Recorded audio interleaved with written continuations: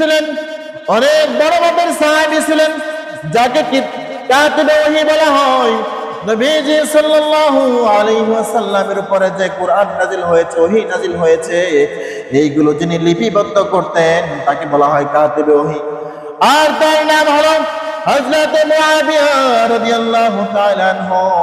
এই মুআবিয়া রাদিয়াল্লাহু তাআলা আনহু তার জীবনে কখনো তাহাজ্জুদের নামাজ কাজা হয় নাই, তাহাজ্জুদের নামাজ ছুটে যায় নাই। সব সময় প্রতিদিন তিনি রাতের অন্ধকারে উঠে তাহাজ্জুদের নামাজ পড়েছে আর আল্লাহ পাক রব্বুল আলামিনের কাছে প্রার্থনা করেছে, আল্লাহ তাআলার সাথে তার সম্পর্ক গভীর করেছে। হঠাৎ করে একদিন লক্ষ্য করলো হযরত মুআবিয়া রাদিয়াল্লাহু তাআলা আনহু একদিন হঠাৎ করে ঘুমের মধ্যে আর জায়গা পায় নাই, ঘুম থেকে উঠতে পারে নাই, তাহাজ্জুদের নামাজ পড়তে পারে নাই। এমন সময় হযরত মুআবিয়া রাদিয়াল্লাহু তাআলা আনহু যখন ঘুম থেকে উঠে গেছে, এমন সময় দেখে মুয়াজ্জিন ফজরের আযান দিচ্ছে। মুয়াজ্জিন আযান দিচ্ছে, সালাতু খায়রুম মিনান নাওম। মুয়াজ্জিন যখন ফজরের আযান দিচ্ছে, হযরত মুআবিয়া রাদিয়াল্লাহু তাআলা আনহু তার শরীর কাঁপন ধরে গিয়েছে। মুআবিয়া রাদিয়াল্লাহু তাআলা আনহু কান্না করে দিল আর পরেশান হয়ে যাচ্ছে, তার শরীর কাঁপাকাঁপি শুরু হয়ে গিয়েছে, তার অন্তরের মধ্যে ভূমিকম্প শুরু হয়ে গিয়েছে। হায় হায়, কি করলাম আমি, আমার জীবনে কোনোদিন কখনো তাহাজ্জুদের নামাজ ছুটে নাই, আর আজ এই মুহূর্তে আজ কি এমন হলো যার কারণে আমার তাহাজ্জুদের নামাজ আজকে ছুটে গেল। হায় আফসোস, হায় আফসোস। এমন ভাবে আফসোস করতে লাগলো। অন্যান্য সাহাবায়ে ইকরাম হযরত মুআবিয়াকে বলতেছে, ও ভাই মুআবিয়া, কি হয়েছে তোমার?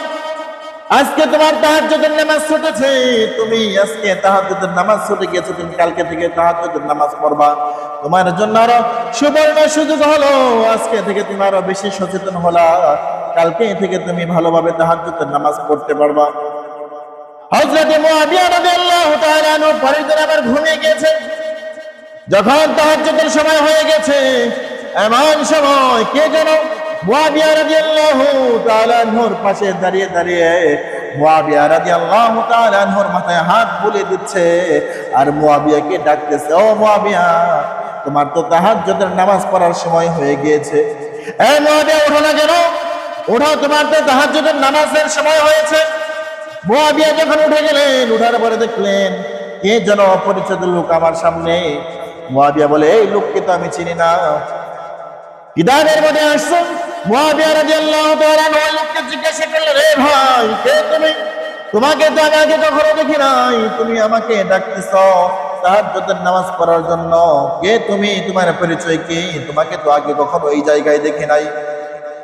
ওই লোকটি মুআবিয়া রাদিয়াল্লাহু তাআলা আনহুকে বললেন, ও মুআবিয়া, আমি সাধারণ কোনো মানুষ না, আসমানের কোনো ফেরেশতাও না, দুনিয়ার কোনো ভালো কোনো মানুষ না, আমি হচ্ছে ইবলিস শয়তান, যাকে আল্লাহ পাক রব্বুল আলামিন লানত দিয়ে জান্নাত থেকে বের করে দিয়েছিল।